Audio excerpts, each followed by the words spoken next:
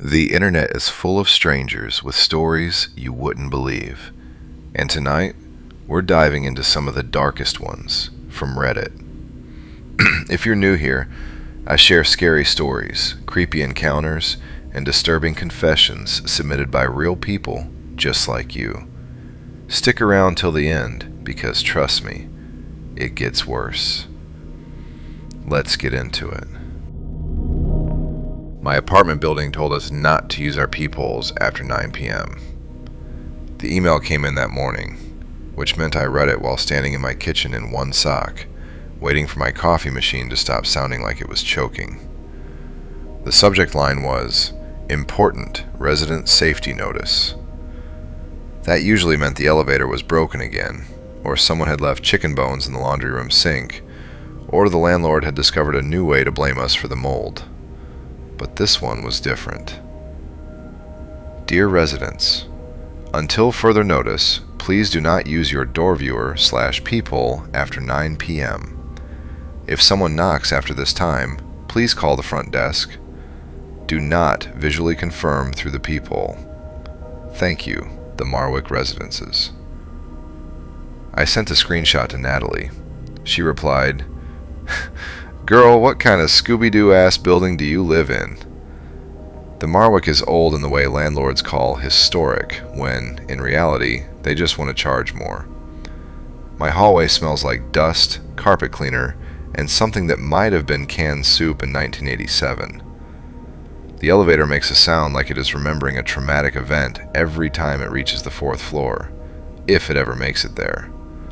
So, honestly, the peephole thing barely made the top 5. I live alone in 6C. It's my first apartment after college. 1 pan, 2 mugs, couch from Facebook Marketplace, mattress on an actual bed frame. My front door faces a long beige hallway with 5 other units, and a framed sailboat print that has been crooked since I moved in. Through the peephole, the hallway bends into a little fisheye world. Carpet, elevator, sailboat, the occasional neighbor holding takeout. I use the peephole constantly. Everyone does, right? You hear a knock, you look. That is what the peephole is for? At 9:42 that night, someone knocked. 3 taps. Soft. It didn't sound like a delivery knock, nor a friendly knock, not even a maintenance knock. 3 carefully spaced out taps. I was on the couch eating cereal out of a measuring cup because my bowls were dirty. I paused my show and walked to the door with the spoon still in my hand. Then I remembered the email. For a second, I actually laughed. The idea of standing inside my own apartment and being afraid of a peephole felt really silly. Like being warned not to look into a mirror after midnight. Another knock. 3 taps. I said, "Who is it?" No answer. I leaned closer. "Hello?" Still nothing. My eye was maybe 2 inches from the peephole when my phone buzzed. Another email with the same subject line. Important Resident Safety Notice. This one said, "Residents are reminded not to use their door viewers after 9 p.m. If you have already looked tonight, remain inside your unit and do not answer the door." I stared at it. Then, from the other side of my door, someone whispered, "Don't worry, you haven't looked yet." I backed up so fast I hit the little table by the door and knocked my keys to the floor. I called the front desk. Voicemail. I called Natalie. No answer. The knocking started again while the phone rang. 3 taps, pause. 3 taps, pause. I called 911. I don't know what happened. I might have hit the wrong thing. Maybe the building's intercom app glitched. My hands were definitely shaking too much. But the call connected to the front desk. A woman answered. "Good evening. Thank you for calling the Marwick Residences." Her voice sounded normal and bored. "There's someone outside my door," I said. "What unit?" "6C." A pause. Then she said, "Have you used your peephole tonight?" "No." "Are you sure?" "Yep." The knocking stopped. The woman exhaled. "Then don't start now," she said. "What's going on? Do you live alone?" I always hated that question. Why? "Do you live alone?" I didn't answer. There was paper shuffling on her end, like she was looking through a folder. Then she said, "Please move away from your door." "Who's out there?" "Maintenance has been notified." "At night?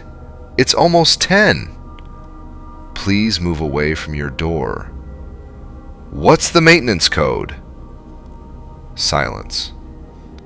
Every work order in our building had a code. They used it for everything. Leaky sink, broken outlet. That one time a raccoon got into the trash room. Maintenance always gave the code before entering. The woman said, "Excuse me?" "The work order code," I said. "If maintenance is coming, what's the code?" Another pause. Then she hung up. That was when Natalie called me back. Before I could say anything, she said, "Are you home right now?" "Yeah." "Can you lock your bedroom door?" My stomach dropped. "What? Why?" "Is your bedroom door locked?" "No. Why?" "I need you to listen and try not to freak out. I got pictures from your number." I looked at my phone. Our text thread was open. The last thing I had sent her was the screenshot of the email that morning.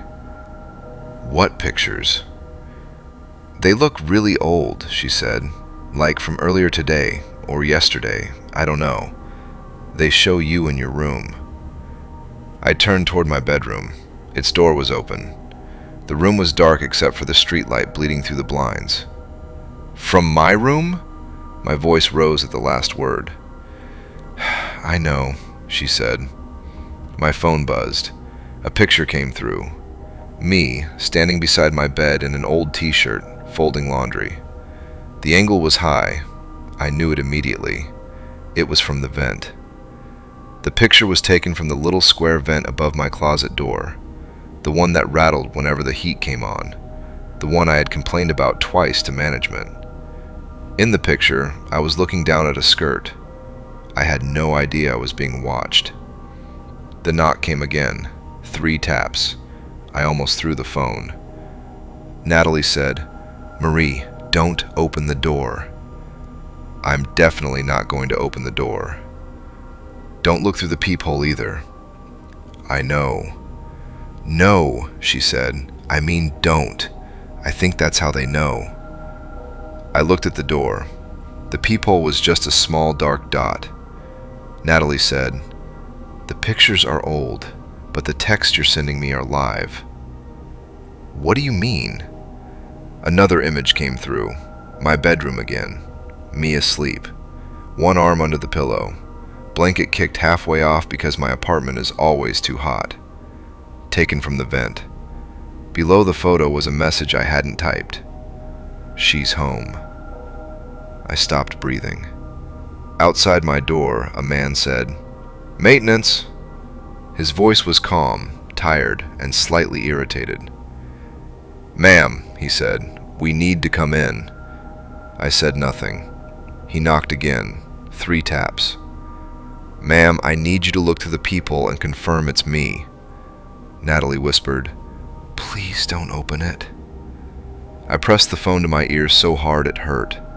The man outside sighed. "Marie," he said, "you live alone. You need to let someone help you." I went cold. Marie isn't on my lease. It isn't on my mailbox.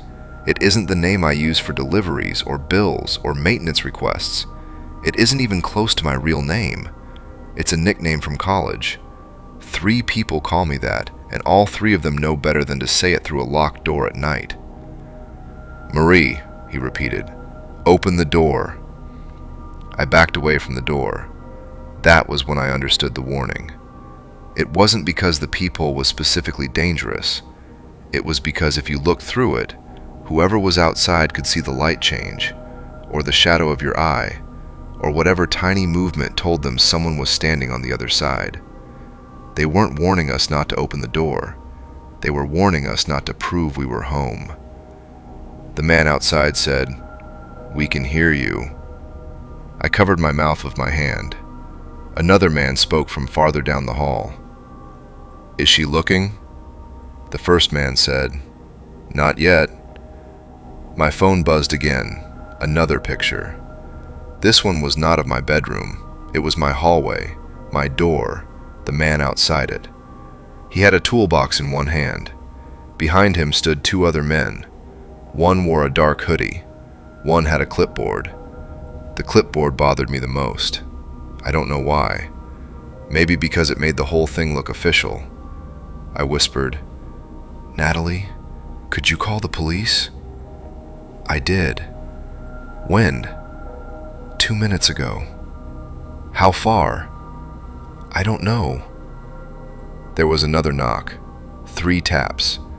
Then the man said, "Don't make this difficult." The doorknob turned slowly, once to the left, once to the right. Then it stopped. I had locked it, with the deadbolt too. I'd never loved myself more than I did in that moment. The man outside said, "Good girl," like he was pleased. Then something metal slid into the lock. I ran to the kitchen and grabbed the chair, wedging it under the knob even though I knew that mostly worked in movies. Then I dragged the little table over, then my laundry basket, then the broken floor lamp I kept meaning to throw away. The man outside said, "Marie." I didn't answer. "I know you're scared." I stayed quiet. "That's okay," he said. "Women get scared." My skin went cold. Then he said, "You should have just looked when we knocked." The lock clicked. Not all the way, just enough. Natalie was crying now. "Marie, get out the window." "I'm on the 6th floor. Fire escape?" "Other side of the building." "Bedroom window?" "No." I looked toward my bedroom. The vent above the closet was dark. I had never noticed how much it looked like a mouth. My phone buzzed again. Another picture. This one showed my bedroom from the vent. Empty bed, open door, and at the very bottom of the frame, just visible in the hallway mirror, the reflection of a man standing inside my apartment. I turned around. No one. Nothing. Only the hallway. Only the bedroom door. Only the vent. The man outside laughed softly. Then he said through the door, "Check the closet." I am not checking the closet. I am sitting with my back against the kitchen cabinets, typing this with one hand while holding a knife in the other. My hand is shaking so badly that I keep hitting the wrong letters. The police are coming, I think. Natalie is still on the phone, I think. The men in the hallway have stopped knocking. A few minutes ago, something small slid under my door. A photograph. Not digital this time, but printed. I haven't touched it, but I can see it from here. It's a picture of me sitting exactly where I am sitting now, back against the cabinets, phone in one hand, knife in the other. The angle is from above, from the kitchen vent. I picked it up. On the back, written in black marker, are 6 words. "You locked him in with you." If you think that was unsettling, wait until you hear this next one. I know you're not supposed to meet people from Reddit.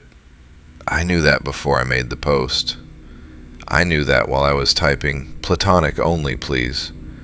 And I definitely knew that when I added a selfie, which wasn't my smartest choice.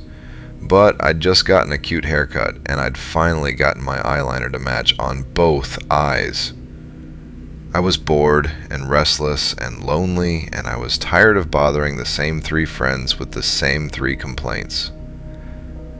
I said I was looking for platonic friendships because the last person I met hurt me more than I wanted to admit. The post was on r/make new friends here. I said I was 28F, looking for friends between 25 and 30.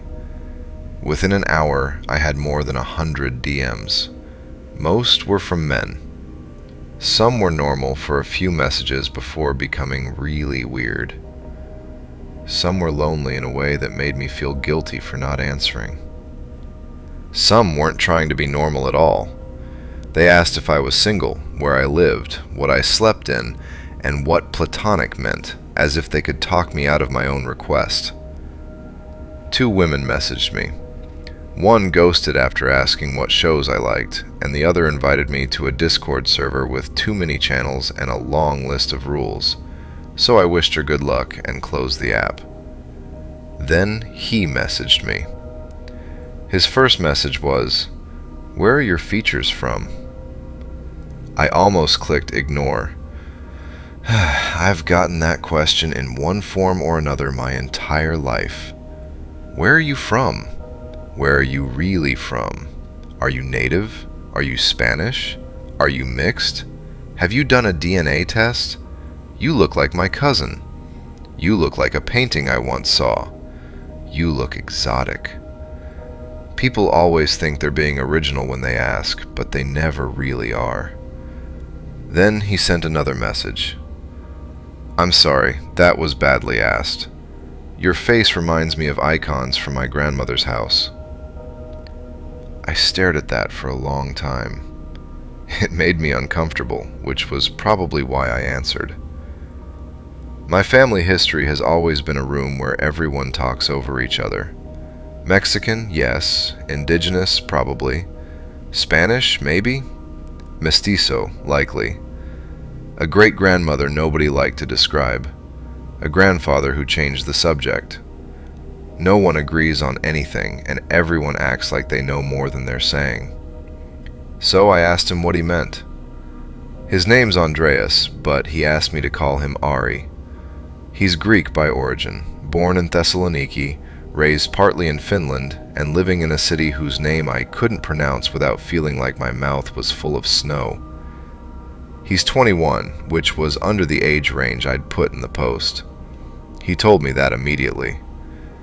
I should have stopped there, but he apologized so plainly that it made me feel like I was still in control of the conversation. "I know I'm too young for your post," he wrote. "I only wanted to ask the question. You don't have to answer anything else." That was the second reason I answered. He didn't try to be charming. He was almost a bit formal. He asked questions and waited for the answers. He didn't fill the silence when I took too long. He didn't send shirtless pics or late-night messages pretending to be casual. When he finally sent a picture of himself, he was standing far from the mirror with both hands visible, as if proving he had nothing to hide. He looked kind. He also looked tired. His face was narrow, his hair was dark and curly, and his eyes seemed older than the rest of him. In the second picture he sent me, snow was pressed against the window behind him, and a little blue charm hung over the doorway. I asked what it was. "For the evil eye," he said. "Do you believe in that?" He paused before answering. "My mother does." That's how he talked about anything strange. He never said he particularly believed something himself. He always gave the belief to somebody else. My mother says. My grandmother used to tell us. People know better than to, etc., etc. I thought it was interesting and probably cultural. At first, we talked about ancestry. Mine because he'd asked. His because I asked back. He told me about Greece and Finland in alternating pieces, as if neither place had fully claimed him yet. He sent pictures of food his mother made and dishes he tried to recreate, albeit terribly. He sent snow from his window. He sent voice notes while walking home, his breath catching in the cold. I started waiting for the voice notes, but slowly I started needing them. There's no dignified way to describe becoming attached to someone through a screen. You start by replying when you have time. Then you start making time. Then you realize your day has quietly rearranged itself around a person who isn't physically in it. You learn the sound of his kettle, his radiator, the way his voice changes when he's lying in bed and trying not to fall asleep before you finish an anecdote. Ari learned me quickly. He noticed when I was pretending to be fine. He remembered names I mentioned once. He asked about the person I'd lost before him, the one from Reddit, the one I told him had broken my heart. His name was Owen. I told him we'd met the same way, through a friendship post. I said we'd talked for months. We went on 2 dates, and then he disappeared. He deleted his account, stopped answering, and vanished so completely that I started to wonder if I had invented the whole thing. Ari was quiet after I told him. Then he said, "Did he say goodbye?" He didn't. He looked down for a second. "I'm sorry," he said. I smiled at the screen because I thought he meant the usual thing people mean when they say that. "It's fine," I said. "People leave." Ari nodded, but his face had gone strange. That was Ari. He could be sweet for an hour, and then one sentence would make the room around me feel colder. He could talk about lemon soup or finished licorice, or the neighbor upstairs who vacuumed every Sunday like she was trying to punish the floor. Then I'd say something ordinary, and his eyes would move past the camera toward the blue charm above his door. Once, during a video call, he asked me to turn my camera away from the mirror behind me. "Why?" "I don't like seeing you twice." I teased him for that, and he smiled. Another time, I woke up to a message he'd sent at 4 in the morning his time. "Marie, do you ever wake up hungry?" I typed back, "Every single day? I'm Mexican." He didn't answer for 6 hours, and when he finally did, he wrote, "Forget I asked. I was half asleep." By month 3, our conversations weren't platonic anymore. By month 4, I was making jokes about being a crib robber. I'm 28, which isn't actually old, please don't tell me otherwise, but 21-year-olds have a way of making you feel like you should be buying retinol in bulk and discussing retirement. He hated the jokes. "You're not that old," he said, his voice rising at the word "that." He smiled then, but his smile never lasted as long as it should have. By month 6, I was going to Finland. Before anyone says it, I did the safety things, okay? I booked my own hotel, I sent my friend his full name, address, phone number, social media, and every screenshot I had. She made a folder called "If Marie Dies in Finland." Ha! We were supposed to meet in public. Dinner first. No going straight to his apartment. No airport pickup. I wanted to see the auroras with him. That was the image that did it.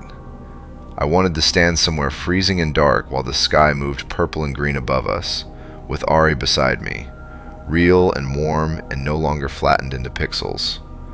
He promised to take me to the frozen harbor, the little Greek grocery where the owner overfed him, the cafe with korvapusti, finished cinnamon cardamom buns shaped like little folded ears. They sounded delicious. Eventually, if everything felt normal, his apartment, where he said he'd make avgolimeno if I swore not to judge his kitchen. I landed on a Friday. He was waiting at the airport even though we'd agreed he wouldn't be. I was annoyed for maybe 3 seconds, and then I saw the flowers and his nervous face. He stood near the arrivals gate, shifting the little paper-wrapped bouquet from one hand to the other, like he didn't know what to do with it anymore. He looked exactly like himself and not like himself at all. He was taller than I expected, thinner than I expected, and more beautiful in the way real people are beautiful when you can see how badly they've been sleeping. "You came," he said. You keep saying that like I broke into the country." For a moment, he smiled like the man I knew. Then he looked at the blank space between my jaw and shoulder. I turned, but there was no one there. The first day was almost perfect. We walked through snow. We drank coffee too hot to taste. He bought me a pastry and laughed when powdered sugar got on my coat. He showed me the harbor and the church his mother liked, and the grocery where a man behind the counter said something in Greek that made Ari flush to his ears. He held my hand. At dinner, he ordered too much food and ate almost none of it. "You okay?" I asked. He looked at my mouth before answering. "Yes." That wasn't convincing. "I'm nervous." "Because I'm older, wiser, and more powerful?" I joked. "No." His fork tapped once against the plate. "Because you're really here," he said. "Well, that was the plan." "I know." "You're acting like I showed up unannounced." He looked at me then, quick and almost guilty. "I know," he said again. I remembered him saying one day. I remembered him saying, "If you were here." I remembered him sending apartment photos and aurora forecasts and telling me which month would be best. "I thought you wanted me here," I said. He opened his mouth like he was going to answer, then looked down at his plate instead. After dinner, he walked me back to my hotel. The snow had gotten softer by then, bigger flakes, slower falling. I kept brushing my shoulder against his because I wanted him to stop being so strange. I wanted him to turn back into the man from my phone. At the hotel entrance, he stopped. "You should go inside," he said. "You're sending me to bed? Alone?" I responded. I know. No hanging out in private places with the internet man you flew across an ocean to meet. But by then I was starting to fall in love with him, which made every bad idea feel a little less like a bad idea. "You must be tired." I crossed an ocean. Of course I'm a little tired. "Please." He was standing so close, and the snow had melted into his hair, making the curls darker around his forehead. His cheeks were red from the cold. He had this nervous little crease between his eyebrows, the same one I'd watched appear on video calls whenever he was trying to translate a thought before saying it out loud. He looked like the person I'd been falling asleep with in my ear for months, real and tired and warm under his coat. I wanted to kiss the worry off his face. So I did.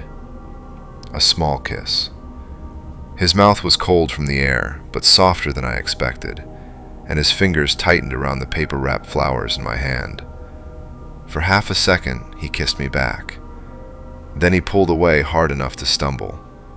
"Sorry," he said. "For what?" He touched his mouth like he was checking for something.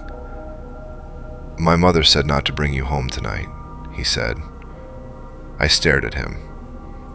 "Ari, that's a weird thing to say after kissing someone." "It's not about that." "Then what is it about?" He looked at the hotel doors behind me, then at the flowers in my hand. The paper had gone soft where the snow melted into it. "She worries," he said finally. "About me?" "About me," he said. I laughed because I was embarrassed. "I'm not dangerous," I said. He looked at me for a second too long. "I know," he said shortly. The next day he apologized. He said he'd slept badly. He said his mother was super intense. He said she'd called me something in Greek and that he didn't want to translate. "Translate it," I said. "No." "Does it mean ugly?" He looked at me for a long moment. "It means she should mind her business," he said. That night, I went to his apartment. His building was old, with yellow light in the stairwell and boots lined up outside doors.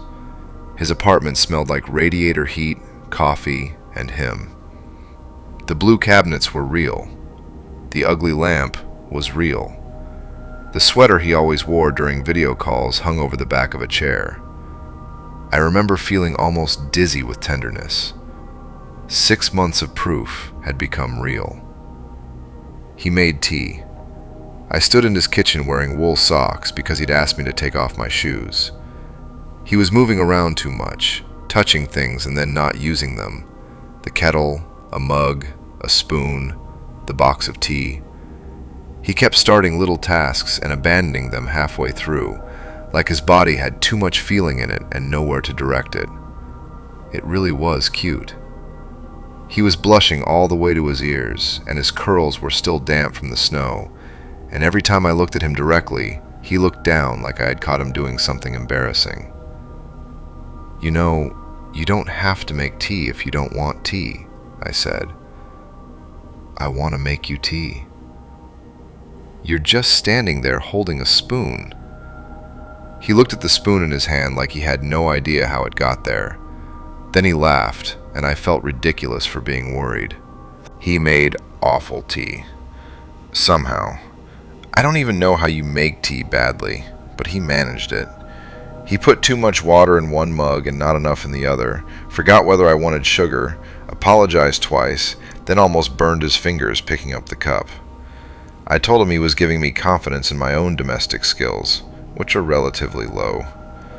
He smiled at that, but the smile faded quickly. "You're okay?" I asked. "Yes." "You don't seem okay." "I'm just nervous." "Ari, I'm also nervous." He nodded, but he looked past me toward the hallway. I followed his eyes. Nothing was there except his coat hanging on a hook and the little blue eye charm above the door, the same one from his pictures. "Is your mom going to burst in and interrogate me?" I asked. "No." "Good, because I only know how to say good morning in Greek, and I don't think that will help my case." That got a real smile out of him. Then I stepped closer and he went still. I think he was trying to be careful. I think he was one of those guys who wanted so badly not to make you uncomfortable that they accidentally made everything more awkward. It made me like him more. "You know, you can touch me," I said. His eyes moved to my lips and then away. "I know. But you don't have to." "I know that too." I was tired and far from home and very, very in love with the version of him I had carried across the ocean. So I did what I had already done 100 times before, in smaller ways, through a screen. I kissed him first, and when I did, he made a sound like relief. He was scared. I knew he was scared. His hands came to my waist like he still wasn't sure he was allowed to touch me, and then his fingers curled into my sweater. He was trembling, but I was too. Nerves. Wanting. The absurd, impossible fact of finally being in the same room after all that time. I touched his cheek, and he closed his eyes. That's what undid me. He looked so young like that. His mouth was cold from the walk, soft when it opened under mine, and he kissed me carefully at first, like he was afraid of doing it wrong. Then he kissed me harder, and for a moment there was no Reddit, no flight, no warning signs, no little blue charm above the door. There was only his hand at my waist, my fingers in his hair, the radiator knocking in the wall, and the snow falling outside his kitchen window. This was what I had come all that way for. Then his breath caught, and my jaw slipped. I pulled back because I thought I'd hurt myself, and I was so embarrassed I could barely look at him. I thought, great, I flew to Finland to kiss this beautiful guy and somehow dislocated my own mouth. Then Ari looked at me, not at my eyes, but at my mouth, and whatever expression was on his face made the whole kitchen go still. "Marie," he said, and it came out small. I tried to answer him, but my tongue was in the wrong place. My teeth didn't meet. Ari stepped back, and I stepped forward. He said my name again. His eyes kept dropping to my mouth and then lifting back to my face, like he was trying really hard not to look. I wanted to tell him I was sorry and that I was scared too, but I couldn't. Instead, I put both hands on his face, gently. His skin was warm under my palms. His mouth opened like he was going to say something, and my mouth opened wider. There was a wet click near my ear, and Ari made a sound I'd never heard from him before. Too surprised to be a scream, I pressed his forehead against the roof of my mouth. His hands hit my wrists, then my shoulders, then the side of my neck. He was trying to push himself out, but there was nowhere for him to push against because I'd already leaned over him. The back of his head slid past my teeth, and then the tea glass dropped and broke against the floor. His body kicked hard enough that one heel struck the cabinet, the blue cabinet, the one I'd seen behind him for 6 months while he made coffee, while he leaned against the counter during video calls. His fingers grabbed my sweater and twisted the fabric. His knees buckled, and I went down with him, still holding him like I was comforting him, nurturing him. His breath filled me, hot and panicked, and then, finally, his breath stopped. I could feel the shape of him fighting me, his jaw, his throat, the hard line of his shoulders. My own throat widened around him with a slow ache, and my ribs opened in small clicks I felt more than heard. Ari's hands weakened against me. One of them slid down my arm and caught at my sleeve like he was still trying to hold on to the version of me that had arrived in his apartment with flowers in her hand. There really wasn't any pain. There was only room. I stopped thinking in full thoughts. I remember the floor under my knees. I remember his sleeve bunched in my hand. I remember the sound his foot made against the cabinet when his leg kicked once and then stopped. When the last of him passed my teeth, I was kneeling on his kitchen floor in my wool socks, one hand against the cabinet, breathing through my nose. The radiator knocked in the wall. The snow kept falling outside the window.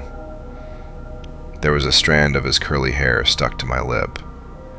He tasted like lemon, and mostly, I felt full.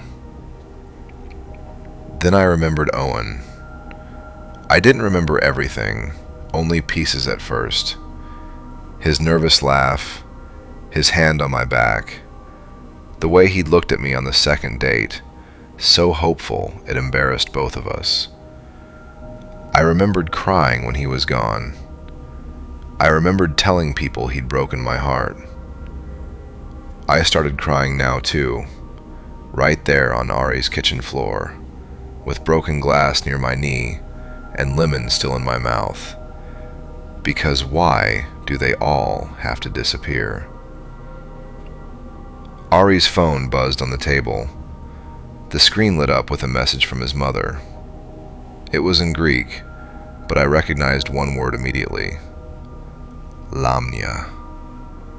Lamia. I knew that word. I don't know Greek, but I know what people call girls like me when they have old names for it. Lamia, Impusa, Shtabe, Mandurugo, Yakshi, Pontianak. Different languages, same warning. Different mothers telling their sons not to invite me in. The message stayed there until the screen went dark.